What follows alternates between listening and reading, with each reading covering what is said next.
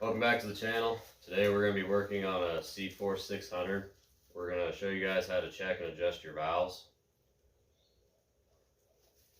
Yeah, so I took this apart already. I watched a guy named cfmoto man on YouTube to get the general idea of how to take off the panels, and we'll just go from there.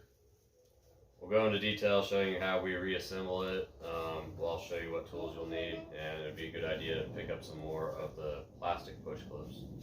Alright, so when you're disassembling it, you're going to have to remove your seats, both side covers, and then your fuel tank to gain access to your valve cover right here. On the 600, there's a single valve cover.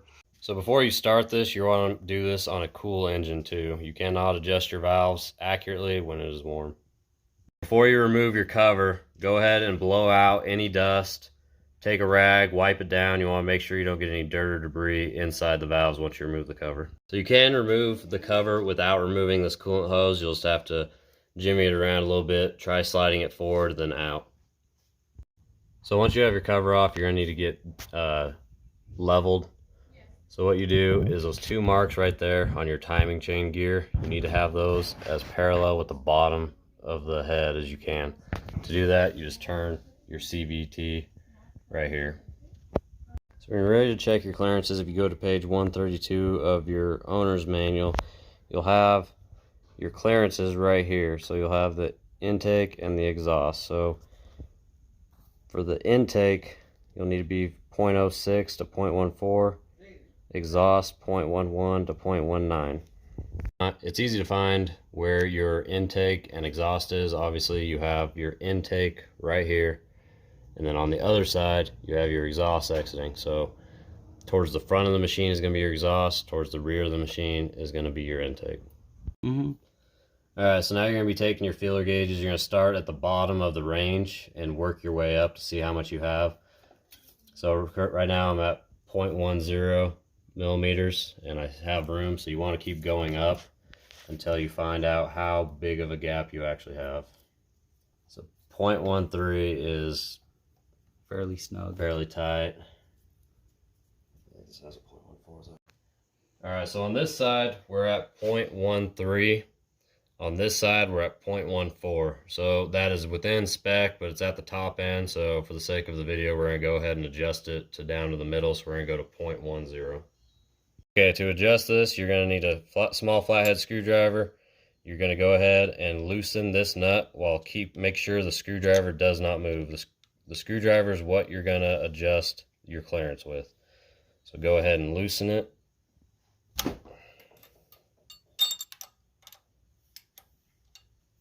Alright, so once it's loose, you can go ahead and get your feeler gauge in there, and you'll either tighten or loosen the screwdriver depending on if you need to go up or down. So since we're going to go down with it, we're going to be tightening it. So you want to make sure you got enough slack on this nut, so loosen it up. And then from there,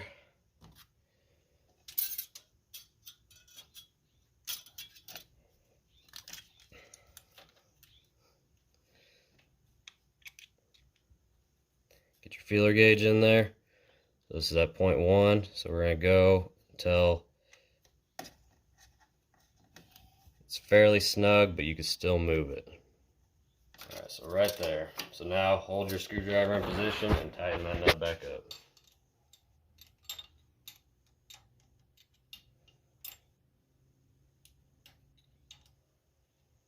You'll just repeat for this side, get it within the same spec. Once you're done, just double check your gap, make sure it's where you wanted it.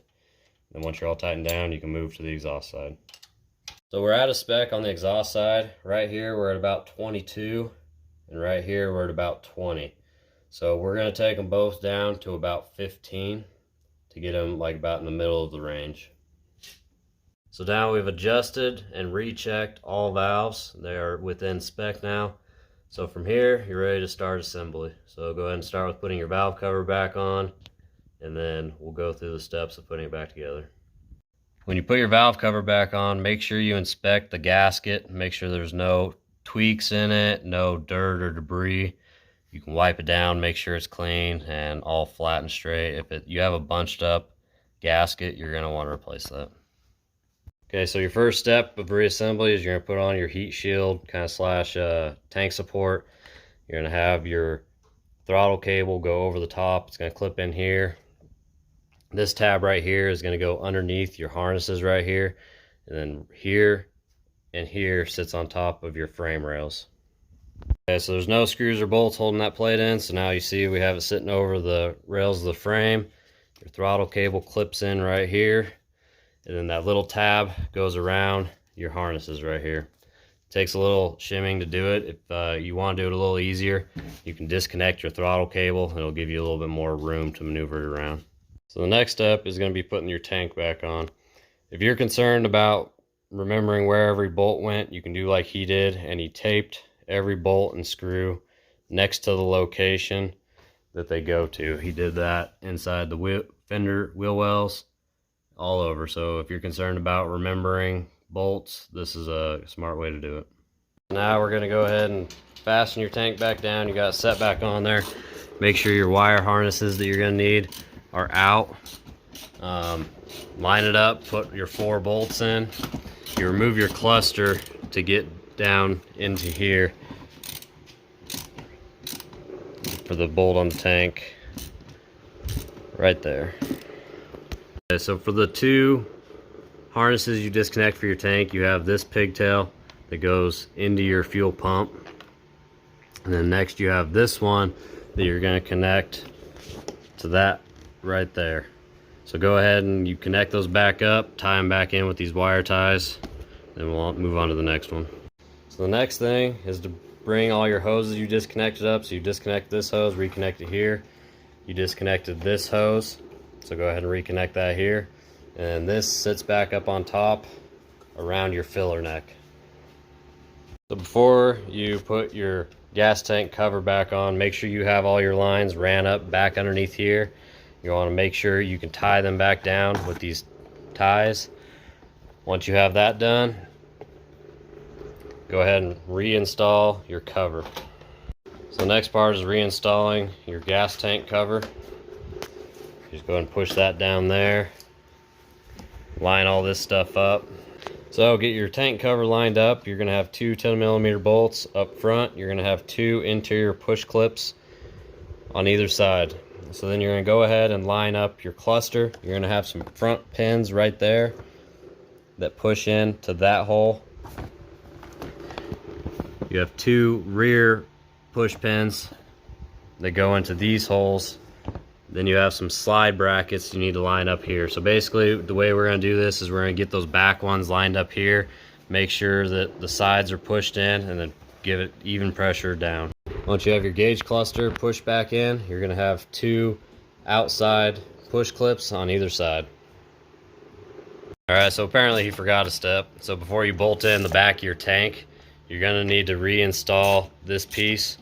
So this comes out in 2 different pieces with the front and rear. But right here, right there, goes underneath this bolt. So we're going to have to pull these back out. No big deal if you accidentally skip that step. Looks like it's still going to be doable. Okay, so now you got this bolted in with the tank. There's 2 push clips to connect your cover to this bottom plate. So now this one can be put back in by lining up those push pins and those rubber grommets. We got push. There's also push pins in the back here, so everything's all secure now. So now, pretty sure we're on to the sides. So next you're going to be putting these your side panels on. So there's a lot of stuff to line up. You have a nub here and here on this, and those are going to go into that hole and that hole. After you get those lined up, you're going to have to pry from the bottom and get 2 screws in. So these screws are going to go from the bottom here, and on the bottom side of this, there's a nub. There's a nub there, and there's a nub there. So you're going to need to line these 2 holes up with those 2 nubs to get your screws in. Okay, so getting those 2 screws in the upper part is a pain in the ass. So basically, if you can make yourself a long ass extended screwdriver or have a long screwdriver, make it a little easier on you. So the next thing we're going to do is go ahead and get a bolt here, and then you have a larger screw that's going to go here.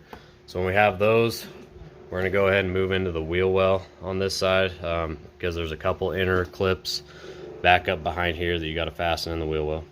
So before we move into the inside wheel well bolts, we're going to go ahead and reinstall this piece. So you got 3 bolts there and then 1 up here by your shifter. Alright, so next go ahead and put your cover back on for your shifter. When you're going to put your bottom side skirt back on, it's all push pins, so you just push them into rubber grommets. There's a push one right there that you can see. That one's kind of hard, but if you reach in through the back here, you can literally get your hand back there and squeeze it together, and it'll help pop it in. Just make sure you get the fins lined up here, and then the plastic goes underneath this piece. Alright, so up top here, you're gonna have 2 more push clips, there and there. And you'll also have a hole to line up on your bottom side skirt, and you'll put a bolt down through it. So there's one, the other side that doesn't have it in yet. So you just line up your hole, go ahead and tighten that down. So now you have all your side panels back on.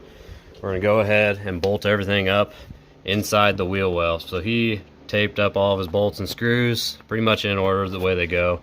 But you're gonna have 1, 2, 3 bolts, screw, and there's gonna be